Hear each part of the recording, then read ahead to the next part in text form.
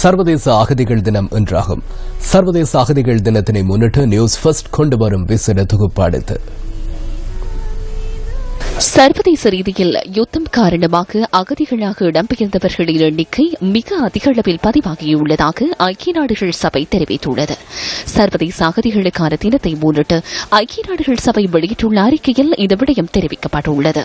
இதற்கிணங்க உலகளாவிய ரீதியில் 65.3 மில்லியன் மக்கள் இடம்பெயர்ந்துள்ளதாக ஐநா குறிப்பிட்டுள்ளது. இவர்களுள் 2015ஆம் ஆண்டில் நாடுகளை விட்டு வெளியேறியவர்கள், புகலிட கோரிக்கையாளர்கள் மற்றும் உள்நாட்டிலேயே இடம்பெயர்ந்தவர்களும் உள்ளடங்குகின்றனர். உலகளாவிய ரீதியில் 113 பேருக்கு ஒருவர் என்ற ரீதியில் அகதிகள் இடம்பெயர்ந்துள்ளனர். துன்புறுத்தல்களுக்கு அஞ்சி நாட்டுக்குள்ளேயும் நாடுகளை தாண்டியும் பல நூற்றாண்டுகளாக இவர்கள் இடம்பெயர்ந்து வருகின்றனர்.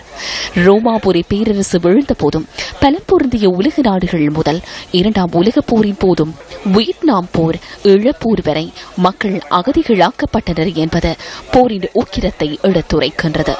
இலங்கையில் உள்நாட்டு போர் காரணமாக 1983ஆம் ஆண்டு முதல் உள்ளக இடப்பெயர்வுகள் தொடர்ந்தன.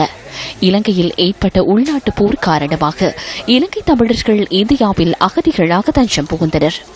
நாட்டில் யுத்தம் நிறைவு பெற்றதன் பின்னர் கட்டம் கட்டமாக மக்கள் நாடு திரும்பிய போதிலும் தற்போது 1 லட்சம் பேர் வரையில் இந்தியாவில் அகதிகளாக வசித்து வருகின்றனர். மீள்குடியேற்ற அமைச்சின் தரவுகளின்படி இலங்கையில் சுமார் 12,000 பேர் இடம்பெயர்ந்துள்ளனர்.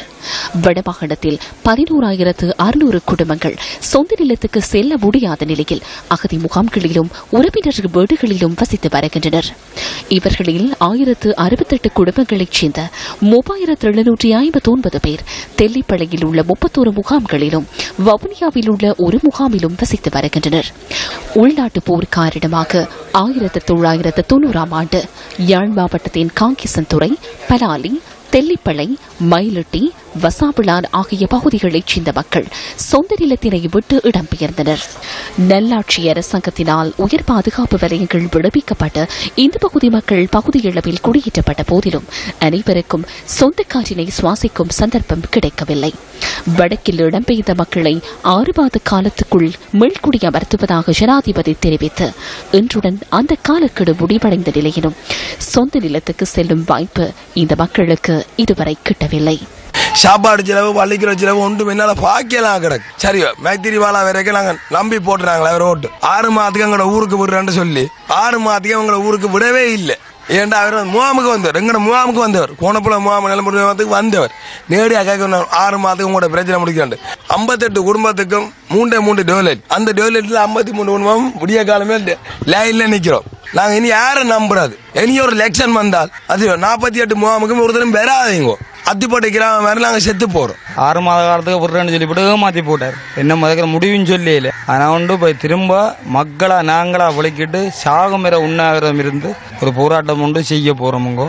அதில் எத்தனை பாதிப்புகள் ஏற்படுது, அதோட அழிஞ்சு போனாலும் பரவாயில்லை. எத்தனையோ பிறப்பு காணியல்ங்கிற ஒரு குடும்பத்துக்கு அங்கே இருக்குங்க. காணியல், டொய்லெட், கிணறுகள் இதுவரை எல்லாம் இருந்தும் நாங்கள் இப்போ அகதியாக இருக்கிறோம்.